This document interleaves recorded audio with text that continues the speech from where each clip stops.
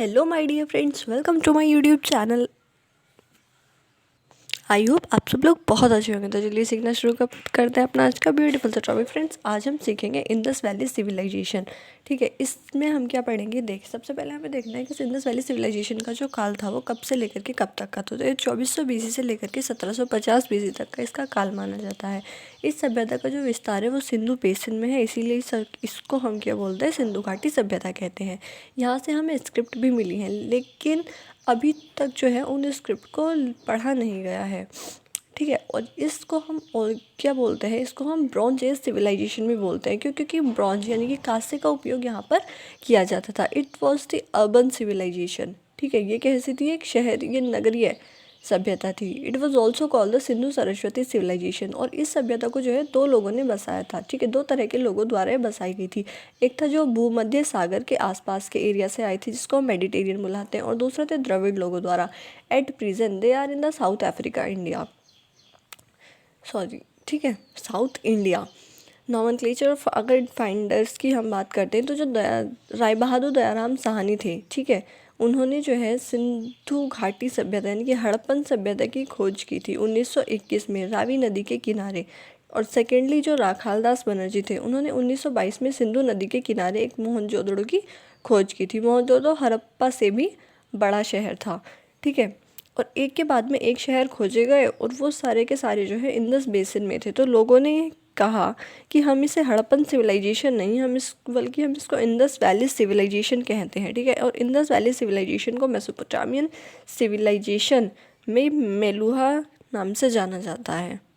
चलिए अब बात कर लेते हैं इंडस वैली सिविलाइजेशन के एक्सपेंशन की। ठीक है, तो ये क्या है, अगर हम इस तरीके से देखें, ईस्ट वेस्ट नॉर्थ साउथ, तो ईस्ट से और वेस्ट में, ये इससे आलमगीरपुर मेरठ यूपी जो हिंडन नदी यहाँ पर बहती है, यहाँ से सुत का गेंडौर दाश्त नदी यहाँ पर बहती है, वहाँ तक फैली हुई है। और वहीं पर नॉर्थ टू साउथ अगर हम बात करें तो नॉर्थ में मांदा जम्मू कश्मीर चेनाब नदी से लेकर के ये दाइमाबाद आलमगीरपुर अहमदपुर महाराष्ट्र गोदावरी नदी तक यहाँ तक फैली हुई है।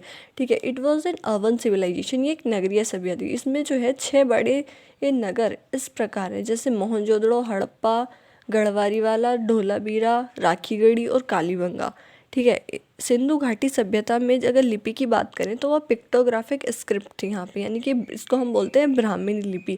ये दाएं से बाएं लिखी जाती है। ठीक है, भाव चित्रात्मक, यानी कि ये दाएं से बाएं लिखी जाती है। अपठनीय है, अभी तक उसको पढ़ा नहीं गया है। प्रागैतिहासिक काल यानी कि प्री हिस्टोरिक एज के टाइम की। और ठीक है, इस लिपि में सिंबल जो है ना कुछ इस तरह से होते थे, जैसे आप देख भी सकते हैं, पिक्चर उसमें दिख रहे हैं। तो इसीलिए इनको समझना थोड़ा इम्पॉसिबल सा, मतलब इतना आसान नहीं है। चलिए ट्रांसपोर्टेशन की बात कर लेते हैं। तो इस टाइम पे क्या है, बैलगाड़ी और जी भैंसगाड़ी, बुलक कार्ट और बफेलो कार्ट द्वारा ये अपना ट्रांसपोर्टेशन सिस्टम को फॉलो करते थे। प्रदा प्रथा तथा वैश्यावृत्ति यहाँ पर पाई जाती थी। मोहनजोदड़ो में एक नर्तकी की कांस्य मूर्ति भी मिली है। चलिए अब लाइफ स्टाइल की बात करते हैं। लोथल और चनुनारो में क्या है, मन के बनाने का कारखाना मिला है। सूती और ऊनी कपड़े, ठीक है, पासा और शिकार जैसे मनोरंजन कार्य मिले हैं। डिज़ाइन वाले काले रंग के बर्तन मिले हैं। ठीक है, मिठाई के लिए वो शहद यानी कि हनी का इस्तेमाल करते थे। नो एविडेंस ऑफ स्वॉर्ड, इस टाइम में क्या है, कोई भी स्वॉर्ड का एविडेंस नहीं मिला है। व्यापार के लिए वो लोग मोहर का प्रयोग करते थे, सील एक्सपेरिमेंट, ठीक है, करते थे। हड़प्पा की मोहर पर एक श्रृंगी पशु की आकृति मिलती है। अब चलिए गवर्नेंस की बात कर लेते हैं, शासन की। अगर हम यहाँ पे शासन की बात करें तो सिंधु घाटी सभ्यता जो है वो एक नगरीय सभ्यता थी। ठीक है, और यहाँ जो व्यापारी होते थे संभवतः वही शासन करते होंगे। ठीक है, अब इसके डिस्ट्रक्शन की बात कर लेते हैं, विनाश या पतन की बात करें। अभी जो रिसर्च आई है उसके अकॉर्डिंग जो है, जो मेन रीज़न था destruction of Indus valley civilisation, वो जलवायु परिवर्तन था। ठीक है, वो लोग जो है ना कृषि करते थे, उन्होंने पेड़ों को काट डाला, तो क्या उससे क्या हुआ, सॉइल इरोजन बढ़ा और सैलिनिटी यानी कि लवणता बढ़ी, जिससे क्या हुआ, इनकी प्रोडक्शन में उनके कमी आ गई, और धीरे धीरे ये इतनी बड़ी प्रॉब्लम क्रिएट हो गई।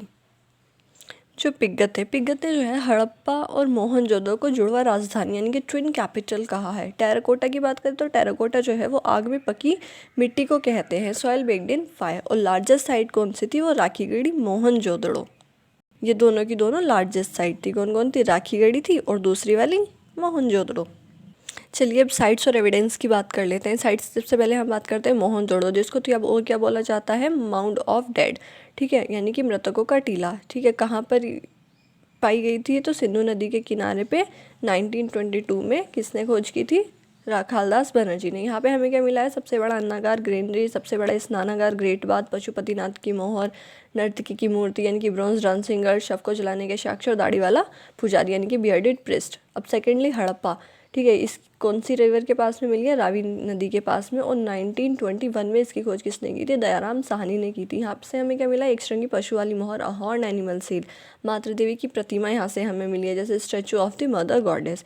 थर्डली कालीबंगा की बात करें तो ये राजस्थान में है। रिवर कौन सी है इसके पास में? घाघर, और 1961 में इसकी खोज की थी बृजवासी लाल और बालकृष्ण थापर ने। ठीक है, यहाँ से हमें क्या मिला? अग्निकुंड यानी कि फायर पिट। सेकेंडली चूड़ी खारखाना, युगम समाधि, जोता हुआ खेत, अलंकूट, ईट, शिवलिंग। फोर्थ वन हमारा है सुरकोटदा, यानी ये कहाँ पर है? गुजरात में। यहाँ से हमें मिलते हैं घोड़े के अवशेष और ऊँट के साक्ष्य। फिर हमारा आता है धोलावीरा गुजरात में। ठीक है, घाघर नदी के पास में है। 1960 में जेपी जोशी ने इसकी खोज की थी। यहाँ से हमें क्या मिला है? बांदौर जलाशय स्टेडियम। फ्रेंड्स, आज के लिए बस इतना ही। मिलते हैं नेक्स्ट वीडियो में एक नई जानकारी के साथ में। Thank you, all the very best.